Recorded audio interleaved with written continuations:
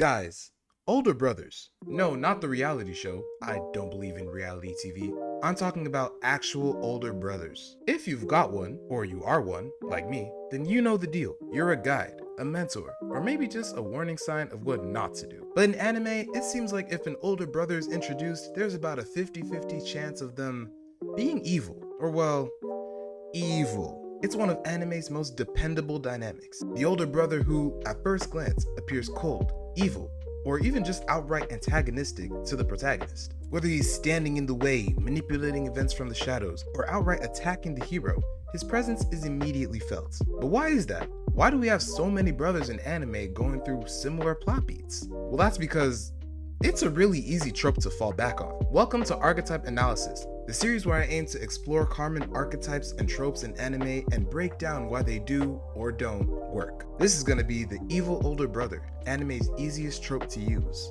But before we get into the analysis, y'all, please do something for me. Like the video, y'all, this is very important. Subscribe to the channel for more anime content just like this every week. And share it around with all your friends who love anime. You know what we say here, let's get it going. Also, make sure you subscribe to me and my boys over at CSY. First, let's define the playing field. What is a trope? Well, a trope in its most basic essence is just a recurring theme or instance, being so recurrent that it just essentially becomes a staple in whatever you're talking about. For example, having a loud, generally positive, ambitious main character is a very common shonen trope. Anime employ tropes all the time because they usually have an established basis for reference. That is to say, they tend to work. But what is it about the evil older brother trope that makes it so easy to use?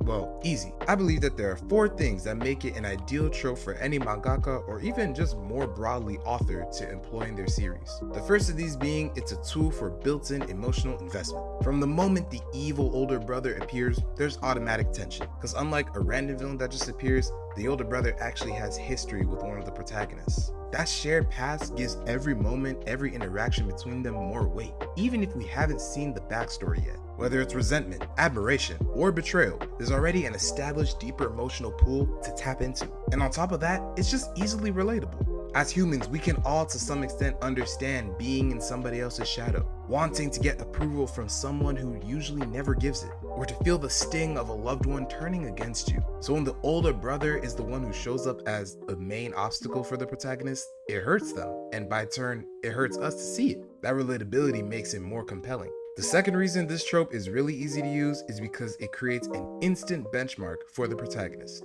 Older brothers are usually portrayed as better in every sense of the word. Stronger, smarter, more talented, and with a sharper sense of purpose. In many people's eyes, both in their universe and us as the audience, that character has already made it. They've already proved themselves. That instantly places pressure on the protagonist to grow, and fast. I don't want to mention how many takes it took me to say that past sentence. This creates a narrative structure where the younger sibling's journey essentially becomes a long path to either matching or even surpassing their older brother. It gives the story a built-in rival dynamic with actual real stakes, because it's not solely tied to power, but also one's identity, self-worth, and recognition. As the emo lightning ninja would say, it's personal. The third reason the trope is really easy to use is because it allows for clear characteristic and visual differences. When you're trying to create a cast of characters, you're trying to make sure that no one character feels too much like the other. And especially with longer, bigger series, those archetypes is really easy to fall into, and some characters just get left by the wayside. But with characters like this in this trope, it becomes really easy to draw contrast between the siblings. The older brother is usually calm, composed, dignified. The younger one is passionate, reckless, emotional. One talks in cryptic lines and short phrases. The other just yells and gets frustrated all the time. This contrast makes for dynamic scenes, great conflict, and most importantly, growth. It highlights the protagonist's differences and shows how they're actively trying to become and grow into their own person. This is also why the older brother just tends to have a more mysterious design. Darker colors, calm eyes, less facial expressions. It signals right away that he's hiding something, or at least has long since stopped bothering to explain himself. And that air of mystery, that intrigue around the character makes people naturally want to actually find out more about them. It keeps people engaged because not only do you want to figure out about the past between the brothers and what happened between them, but now you're actually invested in the older brother's character for themselves. I mean, look, there's a reason that they're commonly placing within the most popular characters in their respective series. The final reason is a culmination of all of the other reasons. The potential for a reliable shock twist. The setup of how the brothers act just lends itself to one of anime's most favorite things to do, the fake out. Oh wow, the older brother who seemed evil and everybody was talking about how horrible of a person he is, turns out he was a protector all along. Maybe everything he did was to keep his siblings safe. Maybe he stayed distant because they didn't want them being caught up in their own crazy life. Or maybe he really did betray them, but just not for the reason that we thought. While some can see it as obvious, at the end of the day, for most people, it's just a reliable and satisfying twist. It recontextualizes past scenes and gives the protagonist a burst of growth, both in the moment and for the rest of the story as they're trying to actually understand their sibling. Basically, it's a shortcut for drama and resolution. Storytelling 101. There are many, and I mean many, examples of this trope in use all over anime.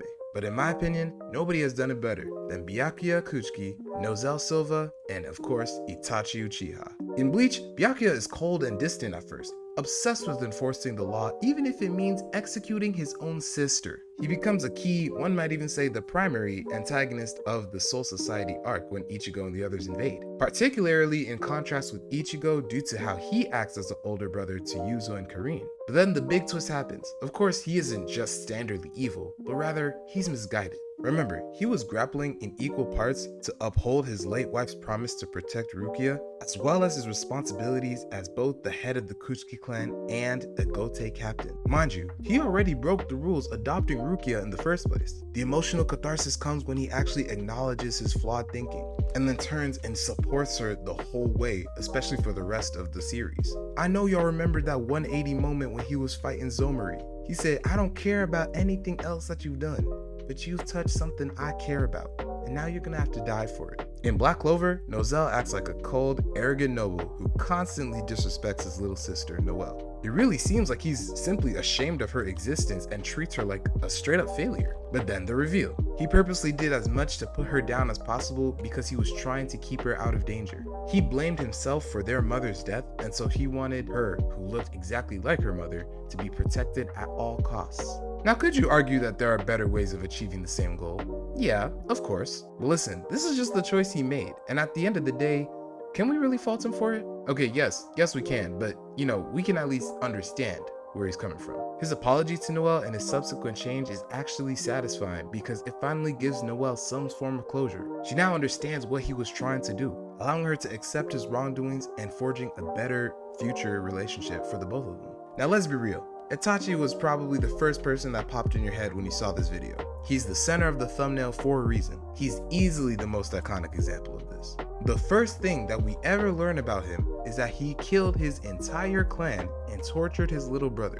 For literally hundreds and hundreds of episodes and chapters, he is the single benchmark for Sasuke's rage and emotional growth. Though I'd argue that Sasuke doesn't do a whole lot of emotional growing, but that's a topic for another day. I mean, avenging his clan by killing Itachi is literally the first thing that Sasuke ever says in the story. But then of course, it's revealed that everything he did it to protect Sasuke and prevent greater bloodshed. He was torn between his family and his duty to the leaf, and he chose the leaf. And in Itachi's case, it's even stronger because it's only revealed after he died. So Sasuke doesn't even have the ability to gain closure from it. Or he wouldn't have, if not for the dumb zombie jutsu, but we're not gonna get into that. Without Itachi acting the way that he did, the entire story of Naruto radically shifts. Now where it gets really fun though is those cases where they are able to subvert expectations and do something a little new with the character. In Hunter x Hunter, Illumi Zoldyck doesn't exactly fake being evil. He's manipulative for sure, and definitely creepy, but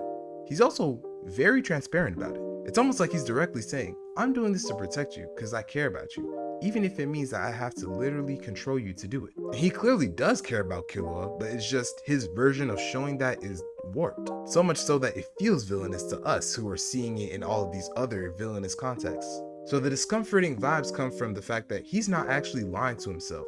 We just disagree with his way of showing love. And it makes us even wonder, Is this just love, or does it literally go to some sort of OCD obsession? Wait, I didn't need to say that. The O in OCD stands for obsession. Meanwhile, in One Piece, we have Katakuri, who isn't even evil at all. He appears in the role of the cold, unbeatable older brother, and everyone in the Charlotte family reveres him. But that's exactly the point.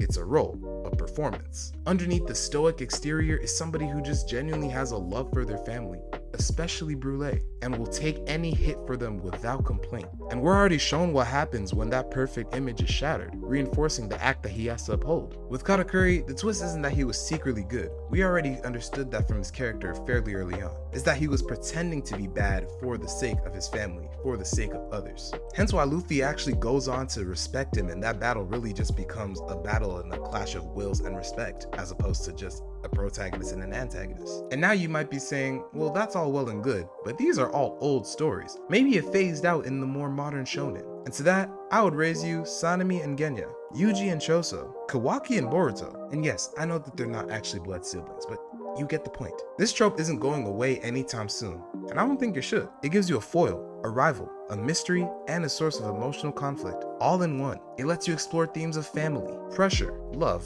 betrayal, and reconciliation without needing to explain too much up front. And when used well, it doesn't just elevate the older sibling, it gives the younger one purpose. But I want to hear what y'all have to say. Is this the easiest trope to employ? If you were writing a manga, would you use it? And does it being the easiest make it the best? Y'all let me know all that and more in the comments below. Also, let me know what archetype of character I should analyze next. That is the end of the video, y'all, but before we go, like it, subscribe, and share it around with all your friends who love anime and manga in general. Trying to build a community here, but I need your help to do it. That's gonna be all for me. I'll catch you on the next one. And always remember, one piece, one life. Y'all, my internship in DC is ending, so listen. So depending on when I'm able to record the chapter review, this may be my last video in this space. And I don't know many things about my future, but I do know that my house needs to be exactly like the one I'm staying at right now.